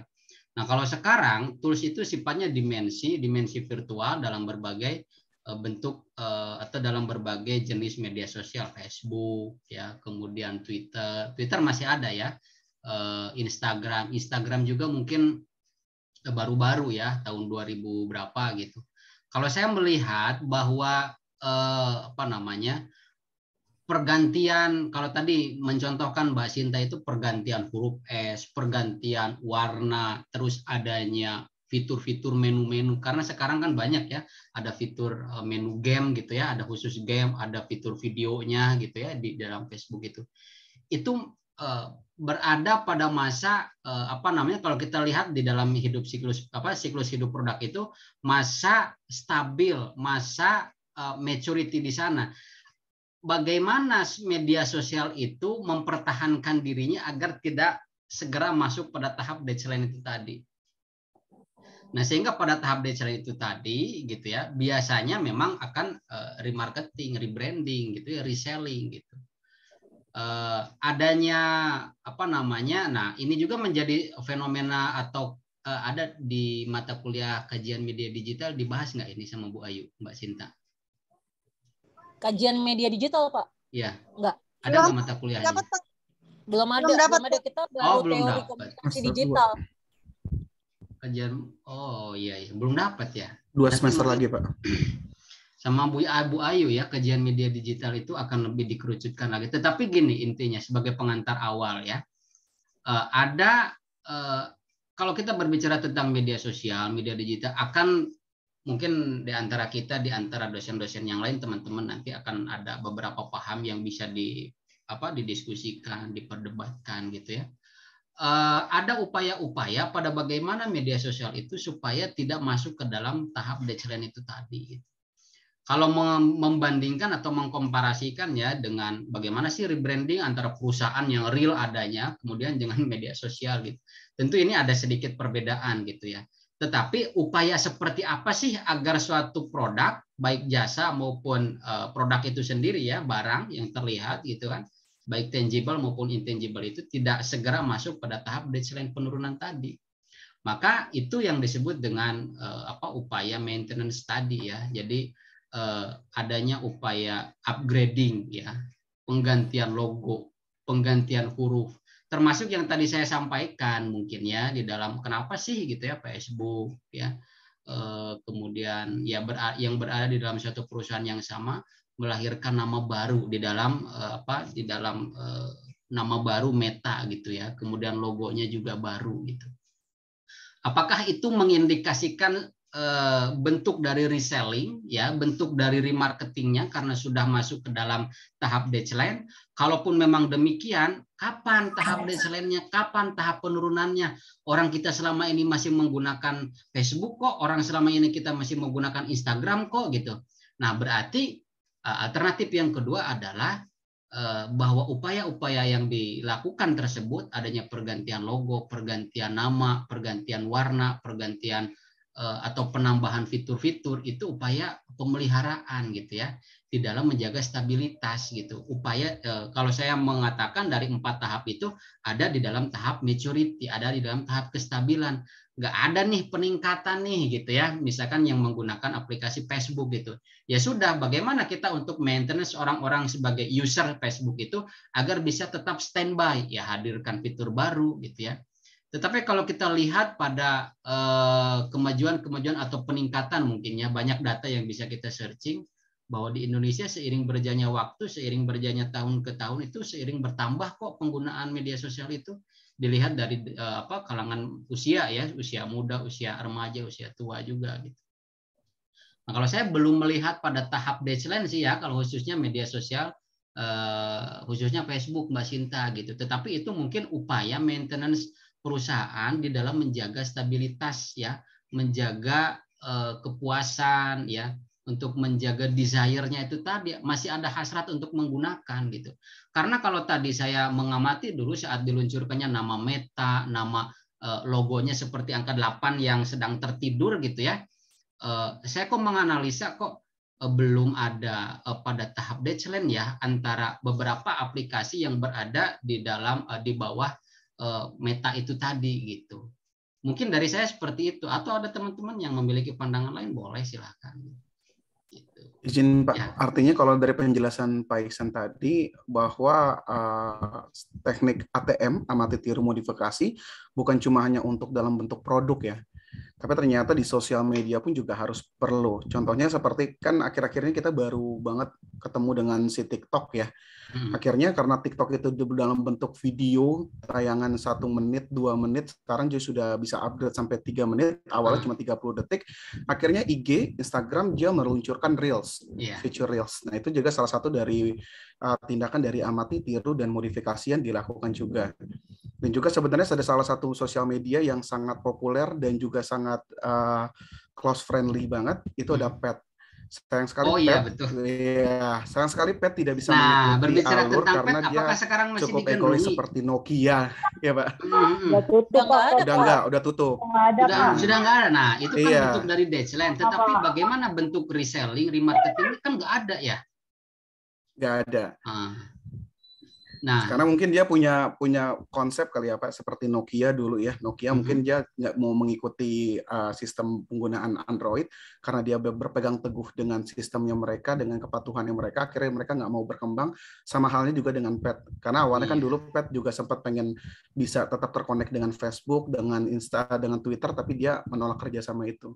Akhirnya dia decline. Ya gitulah. Akhirnya memang deadline, tetapi memang masih ada kesempatan ya, masih ada kesempatan pada bagaimana dirinya kembali mempromosikan, mengenalkannya lagi, entah dari brand yang berbeda, tagline atau rebrandingnya yang berbeda gitu. Tetapi pada intinya apapun itu perusahaannya, baik media sosial maupun perusahaan yang memang terlihat tangible dan intangible gitu ya. Bagaimana perusahaan tersebut melihat preferensi daripada penggunanya gitu ya. Preferensi itu apa sih yang diinginkan dan dibutuhkan gitu. Ya, banyak sekali aspeknya, dari aspek kognitif ya, informasi, dari aspek afektif, agar user dari Facebook itu tetap standby di sana, merasa nyaman, nggak usah pindah ke lain aplikasi gitu kan. Ketika dirinya ingin melihat atau menyaksikan sebuah konten yang sifatnya audiovisual dalam durasi waktu yang cukup lama, kan sekarang sudah ada fiturnya, fitur video gitu ya. Kemudian fitur gamenya, kalau kita melihat itu di dalam Facebook itu ada gitu ya, ada beberapa menu nih. Sampai sekarang sih saya masih menggunakan Facebook ya sebagai sarana informasi, hiburan. Ada video, ada beranda, kemudian ada marketplace-nya juga ya. Kemudian ada di sini ada game. Oke. Ya, di sini ada fiturnya, ada apa namanya? Beranda ya, ada video, ada marketplace, ada game, kemudian ada notifikasi ya, dan lain sebagainya. Jadi bagaimana kita melakukan maintenance gitu ya, melakukan pemeliharaan konsumen agar tidak sampai pada tahap deadline tadi. Nah, silakan Mbak Efta, gimana Mbak Efta tadi? Raise hand. Malam Pak Iksan, aku sih mau izin jawab pertanyaan Claudia Girsang yang ditulis di chat. Claudia kan ada tanya pertanyaan ya? Oke, silakan. Ya, di chat. Ya, Claudia tanya, awal bisnis kita perbanyak promosi. Nah, dari perbanyak promosi itu kan nggak ada laba, padahal harus bayar produksi, harus bayar gaji, seperti itu. Aku mau izin jawab Pak Iksan. Gini, buat Claudia ya, tidak ada laba bukan berarti tidak ada laba sama sekali. Produksi, terus bayar gaji karyawan, promosi, itu sudah dilakukan sejak awal, jadi sudah budgeting. Dari awal tuh kita udah bikin bisnis, dari awal udah tahu nih promosi berapa lama, 3 bulan pertama, biasanya memang seperti itu. Nol laba bukan berarti nggak ada laba sama sekali, tapi ada laba tapi kecil. Memang di awal kita budgetingnya buat promosi dan tetap berjalan produksi, udah punya cadangan buat bayar gaji, seperti itu. Jadi introducing di awal itu seperti tadi Pak Iksan bilang, promosi dengan besar, belum ada laba. Dalam pengertian belum ada laba dari Pak Iksan itu maksudnya bukan nggak ada laba sama sekali gitu loh. Tapi kita nutupnya dari budgeting di awal bikin usaha biasanya. Gitu aja Pak Iksan, makasih. Iya, super sekali ya. Terima kasih Mbak Efta, sangat membantu ya. Jadi ada alokasi waktu ya, alokasi waktu jangka pendek, menengah, dan jangka panjang gitu. Biasanya di dalam penetapan atau pengaplikasian salah satu strategi dari bauran promosi, misalkan sales promotion itu kan ada jangka waktunya, batas waktu 1 minggu atau di dalam 1 hari itu berapa jam gitu ya. Gratis 70% misalkan ya, dari jam 9 sampai jam 12. Itu kan orang lain akan berbondong-bondong, akan ada interest-nya, akan ada attention-nya, tetapi dibatasi dengan alokasi waktu yang terbatas gitu. Nah, lebih daripada itu ya orang lain akan membayar dengan harga normal. Salah satunya seperti itu.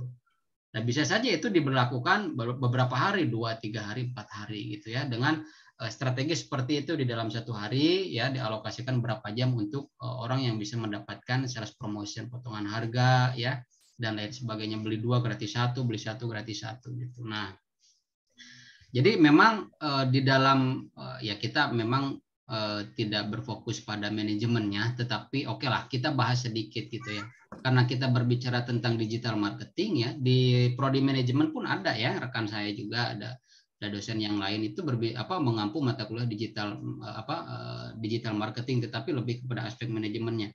Nah, di sini harus ada alokasi gitu ya, ada riset, ada plan A, plan B, plan C, dan lain sebagainya gitu.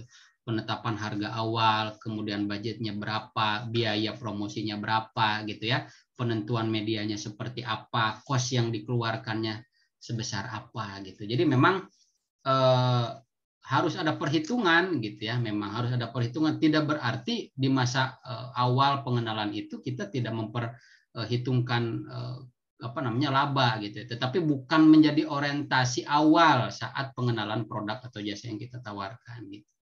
Kemudian ya Mbak Siti, seberapa besar pengaruh faktor emosi agar customer membeli produk? Terima kasih. Seberapa besar pengaruh ini pertanyaan kuantitatif nih kalau di dalam penelitian. Kalau kita berbicara seberapa besar pengaruh, kita harus menganalisa dulu preferensi yang dimiliki oleh konsumen kita seperti apa. Dulu, kenapa sih bisa terjadinya panic buying terhadap produk Bear Brand ya? Bear Brand itu dulu pada saat pandemi, wah ada video yang memperlihatkan sampai jatuh, sampai berhamburan di lantai gitu. Karena memang adanya apa? Ya mungkin ada informasi, baik itu informasi yang entah itu benar atau tidak, bahwa susu Bear Brand itu menyembuhkan bagi penderita COVID dan lain sebagainya. Tetapi lebih jauh daripada itu, kita analisa kenapa bahwa orang itu ketika pandemi kemarin itu ingin sehat atau ingin sembuh. Nah, ingin sehat atau ingin sembuh atau ingin terjaga ya, terselamatkan dari COVID-19 itu adalah aspek emosional yang menjadi preferensi, keinginan dan kebutuhan. Jadi kalau berbicara tentang seberapa besar pengaruhnya, lihat dulu keinginan dan kebutuhan. Yang paling besar keinginan atau kebutuhan? Ya kebutuhan gitu ya. Misalkan ya preferensi itu bisa dilihat dari keduanya, keinginan dan kebutuhan. Teman-teman, Mbak Siti ini nggak tahu nih produknya apa, kalau boleh share sih lebih bagus ya. Misalkan jualan ayam geprek di lingkungan kampus gitu ya. Preferensi yang dimiliki oleh mahasiswa apa sih?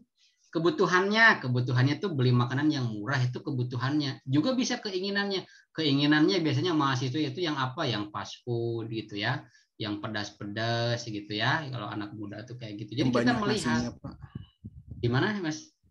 Yang banyak nasinya. Yang banyak.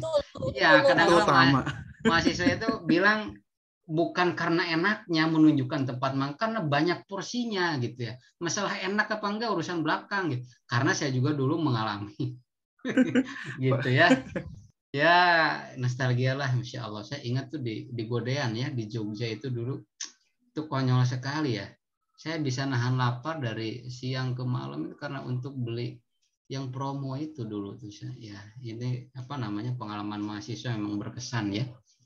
Jadi seberapa besar pengaruh seberapa besar pengaruh emosional, juga seberapa besar preferensi yang kita ketahui gitu.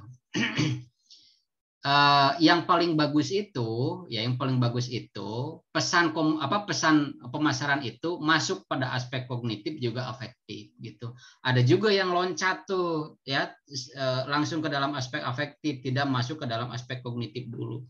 Alah, misalkan kemarin ya susu Bear-Brand berapa, harganya jadi meningkat naik, lah bodo amat lah gitu. Masalah harga mahal apa enggaknya biarin gitu. Yang penting beli susu Bear-Brand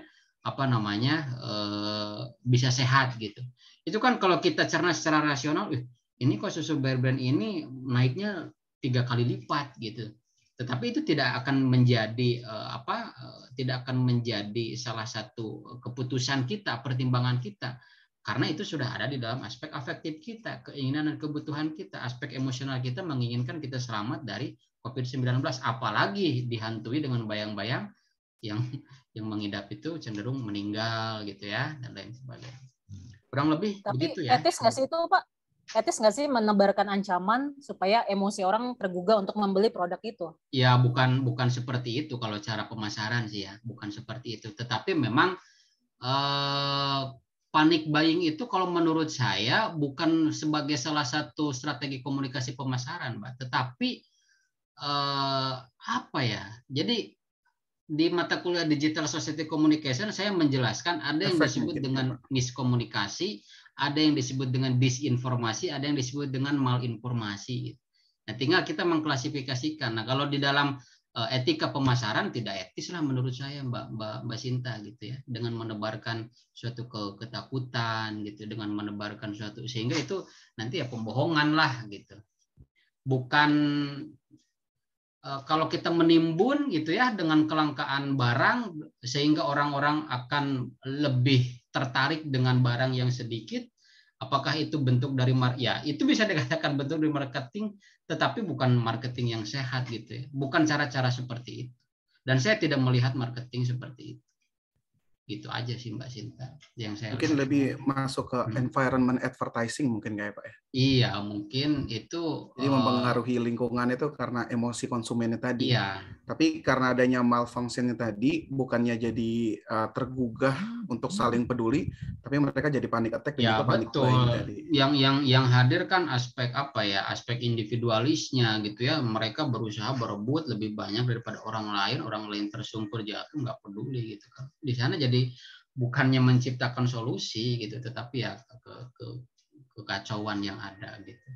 Adanya etika juga seperti gini ya, dulu tuh di moda transportasi itu kalau sekarang kan ada Grab, ada Gokar, ada Maxim. Dulu tuh ada apa gitu ya, dulu tuh di awal-awal tulisan di belakang kaca mobilnya itu apa gitu ya, perusahaan atau jasa ini lebih murah daripada misalkan Gokar, daripada Grab, daripada Maxim, dengan menyebutkan instansi atau menyebutkan pesaing lain gitu. Nah, itu kan bukan cara marketing yang sehat seperti itu melanggar dari etika marketing juga. Jadi tidak boleh menyatakan mengunggulkan produk atau jasa yang kita tawarkan dengan melemahkan atau merendahkan jasa milik orang lain.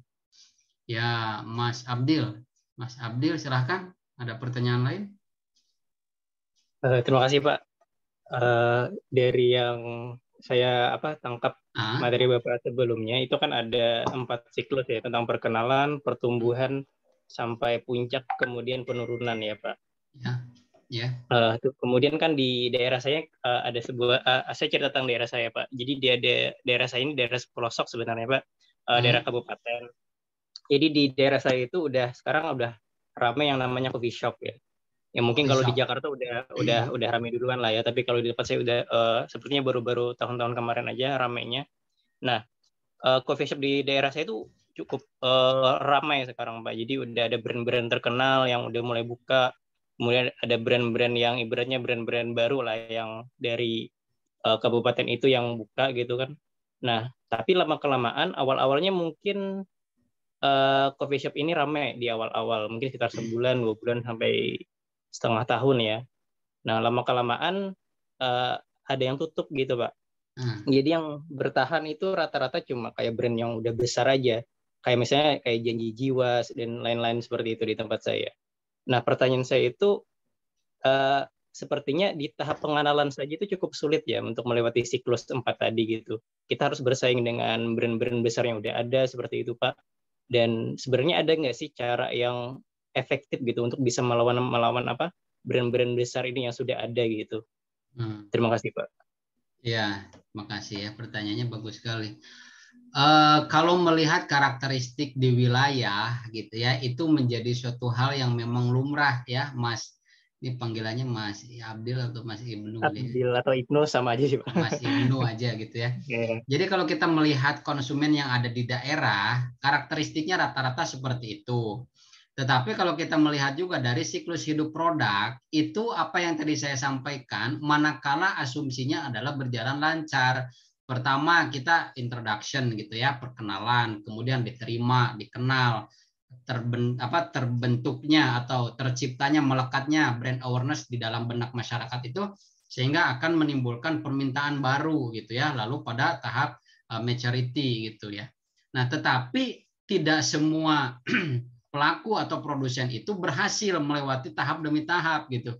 Ada yang hanya kok saya sebulan atau beberapa minggu itu melakukan introduction gitu ya, introduction dengan menerapkan beberapa strategi promosinya, ada self promotion, bahkan menggunakan endorse gitu ya.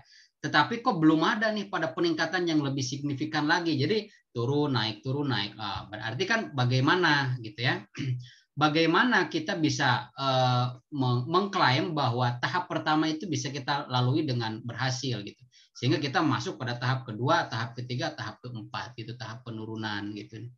Nah, harus adanya perhitungan atau alokasi waktu gitu ya, alokasi waktu berapa lama produk kita akan dikenalkan gitu ya, introduction-nya berapa lama gitu, kemudian melalui promosi apa saja, kesesuaian media apa yang bisa meningkatkan minat konsumen gitu ya. Kadangkala mungkin ya keterbatasan media sosial atau keterbatasan digital marketingnya juga belum maksimal gitu ya. Sekarang orang-orang itu harus dimanjakan dengan berbagai dimensi, Mas Ibnu gitu ya. Bukan hanya dimensi produk dari enaknya rasa, murahnya harga, menariknya tampilan, tetapi kemudahan cara memesan pun itu harus dimanjakan. Kalau Mas Ibnu itu hanya menggunakan Shopee Food saja, ya kurang bisa menjangkau kalangan orang-orang yang hanya mau menggunakan GoFood gitu ya, yang hanya mau menggunakan aplikasi-aplikasi yang lain gitu. Nah, makanya di beberapa pertemuan yang lalu saya sempat ulas, ada yang sifatnya lupa ya istilahnya. Jadi di antara berbagai aplikasi itu ada yang bersatu gitu ya, ada yang jadi beberapa aplikasi itu, beberapa marketplace itu memiliki keterhubungan satu sama lainnya gitu ya. Terintegrasi apa ya? Ya, terintegrasi itu. Aduh, saya kok lupa ya di pertemuan awal-awal. Jadi misalkan gini, teman-teman buka Shopee Food-nya, kemudian atau buka sebuah website gitu kan, kemudian setelah ini lakukan pembayaran, bisa menggunakan OVO, GoPay, Shopee Food, dan lain sebagainya. Nah, itu ada tuh konsep seperti itu. Jadi konsumen buka satu aplikasi, bisa menggunakan aplikasi apa saja untuk melakukan pembayaran. Ada juga yang masing-masing gitu ya, buka aplikasi satu atau buka websitenya terpisah dengan aplikasi-aplikasi yang lainnya gitu. Ada kok ya, nanti dibuka lagi, nanti saya lupa juga nih gitu ya istilahnya. Jadi konsumen itu harus dimanjakan dari segala aspeknya, entah itu produknya, entah itu program-program promosinya, juga cara bagaimana dia mendapatkannya. Tetapi memang gitu ya, kembali lagi pada analisa STP, biasanya karakteristik di daerah itu sifatnya hanya penasaran gitu. Itu di dalam produk-produk baik makanan, baik pakaian, kafe gitu ya, apapun itu musiman biasanya gitu. Musiman itu kenapa gitu? Karena pertama ya analisa terkait psikologisnya tidak dianalisa dengan baik gitu ya. Seberapa besar sih income-nya, kemudian apakah orang-orang di daerah itu memungkinkan untuk setidaknya satu individu dengan budget income ya, gaji satu bulan itu memungkinkan nggak untuk datang ke tempat kita, ke coffee shop kita satu minggu itu 2 kali minimal. gitu ya, 2 kali minimal, mungkin nggak perhitungkan gitu. Kemudian dilihat dari gaya hidupnya gitu ya, gaya hidup usia remaja, usia dewasa, usia tua gitu ya, itu seperti apa gitu. Kemudian dilihat dari lingkungan, aspek geografisnya juga, lingkungannya berada di pusat keramaian kah, atau memang berada di dalam suatu wilayah wisata gitu ya, menjadi satu paket dengan tempat wisata. Nah, biasanya kendala-kendala itu yang dialami oleh produsen baik secara personal maupun kelompok. Tidak berhasilnya atau gagalnya melanjutkan dari tahap 1, 2, 3 gitu. Kalau tahap 4 kan memang dihindari ya, tahap penurunan, tapi bagaimana tahap 1, tahap 2, tahap 3? Mungkin saja itu dari ketidakmatangan analisa kita juga gitu ya. Itu dengan ya bisa saja kan ketika hadirnya coffee shop yang terkenal di kota disesuaikan dengan pengeluaran, dengan preferensi, keinginan dan kebutuhan orang-orang yang ada di daerah gitu. Mungkin saja kemasannya diperkecil, harganya dimiringkan gitu ya, lebih ringan, dan cara belinya lebih bervariatif lagi. Gitu ya, mungkin dari saya Mas Ibnu ya. Jadi tidak berarti semua itu berhasil masuk dari tahap 1 ke tahap selanjutnya. Terlebih itu ada di dalam ruang lingkup brand ocean strategi gitu. Coba lihat deh, apakah yang menjadi kekuatan daripada brand-brand yang lain gitu ya? Apakah memang unique selling proposition-nya diberikan dalam segi apa? Apakah dalam segi tempat gitu ya? Tempatnya nyaman sekali gitu ya. Tempatnya bahkan orang sambil tidur pun di sana nyaman gitu ya, sambil ngecas laptop, ngecas HP gitu ya, sambil ngerjain tugas berjam-jam nyaman gitu. Sementara kita yang memang mungkin take away saja gitu. Itu kan beda dari hal yang seperti itu. Itu kurang lebih mungkin analogi yang bisa saya berikan ya untuk pertanyaan dari Mas Ibnu.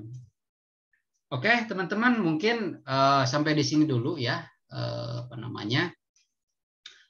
elaborasi kita pada malam hari ini. Mudah-mudahan pemaparan yang singkat dan saya sederhanakan gitu ya bisa kita pahami, menjadi bekal kita juga, khususnya bagi teman-teman yang mau menggeluti usaha atau yang punya usaha. Mudah-mudahan setidaknya menjadi bekal gitu ya, menjadi pengetahuan juga. Terima kasih atas atensi dan kebersamaannya. Kita akan bertemu lagi pada 2 pekan menjelang 2 pekan ke depan gitu ya. Berarti ke 12-13 mungkin ya, atau sekalian dengan penjelasan tugas 2 nanti. Terima kasih, selamat malam, selamat istirahat. Saya aturkan assalamualaikum warahmatullahi wabarakatuh. Salam sejahtera bagi kita semua. Warahmatullahi wabarakatuh. Terima kasih, Pak. Terima kasih, Pak. Selamat malam.